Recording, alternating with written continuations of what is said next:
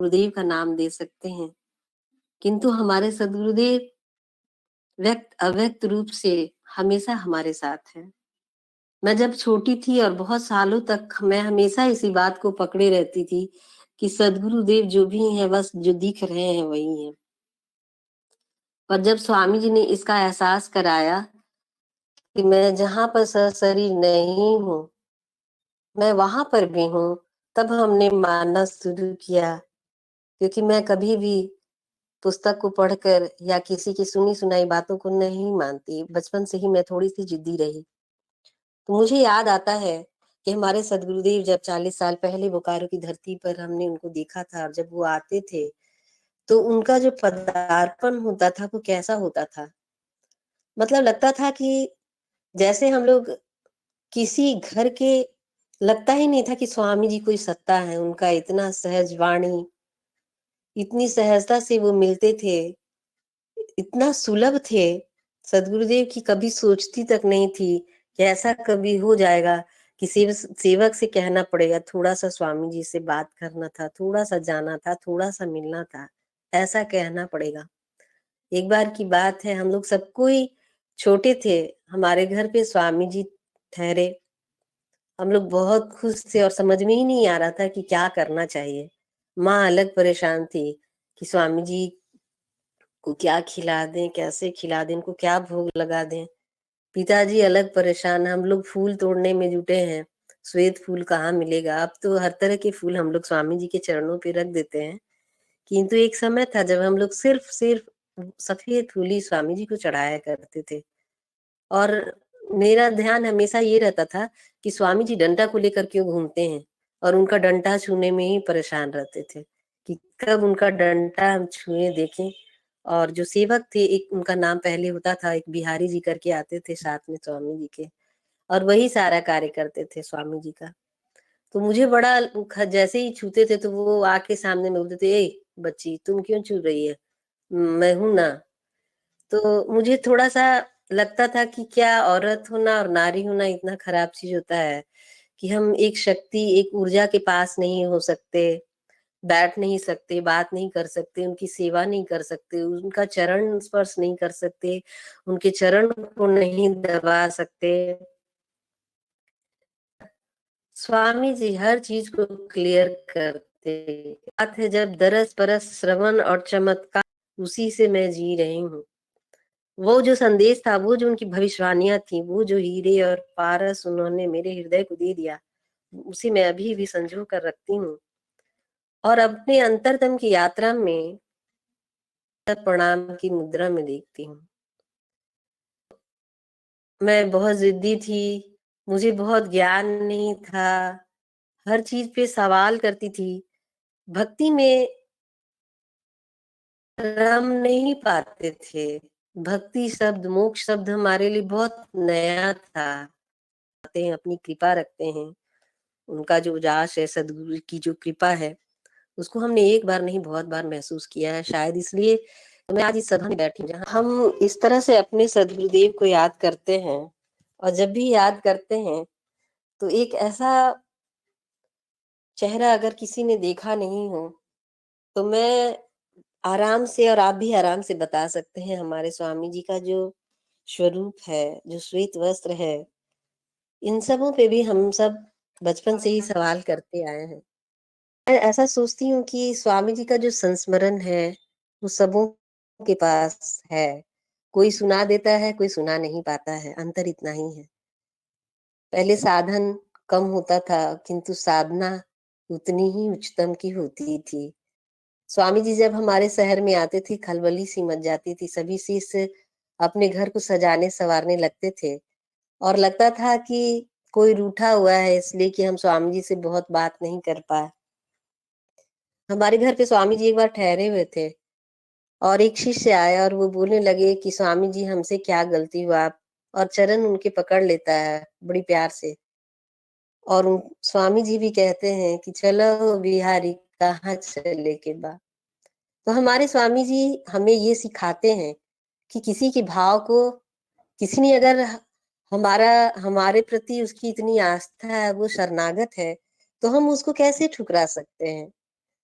स्वामी जी कि मुझे क्या भोजन करना है, अभी स्वामी जी का भोजन यहाँ है तो दोपहर में कहीं और है।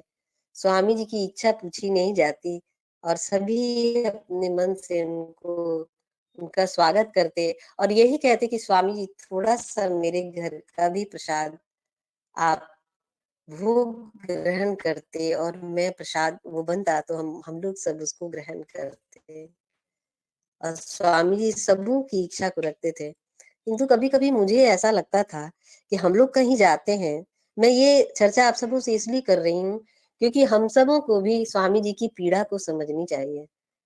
बिल्कुल हम बहुत बार स्वार्थी हो जाते हैं, उनके दर्शन के लिए, उसमें से मैं भी हूँ और येन-केन प्रकारेण उनकी यात्रा का जो दुःख है, उनका जो उनकी जो परेशानियाँ हैं, उसको हम समझ ही नहीं पाते हैं।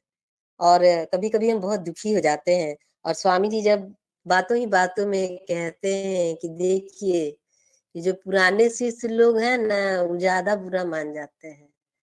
क्योंकि ये लोग इतनी सुलभता से मुझे पाए हैं कि इनको अगर प्यार ना करो, समय ना दो तो ये बुरा मान जाते हैं।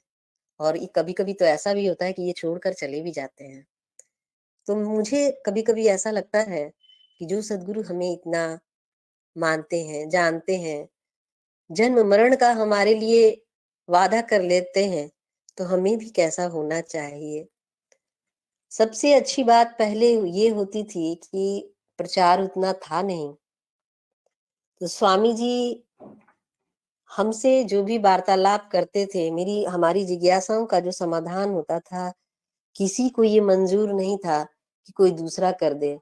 आज मैं जिज्ञासा समाधान को सुनती हूँ और मुझे पहले की बात याद आजकल के प्रश्न भी थोड़े अलग होते हैं। पहले के बड़ा जो शिष्य होते थे, वो अलग तरह के प्रश्न करते थे। कहते थे स्वामी जी के पास जाके हाथ जोड़ के स्वामी जी हमरा तो साधन अभ्यास कुछो ना आवेला, अब मैं करतार जानिला ना। त रउरा का हमरा मतलब इतना उनके अंदर कॉन्फिडेंस रहता था कि यही हरि है, यही भगवान है, यही सद्गुरु है, यही हमको पार उतारेंगे।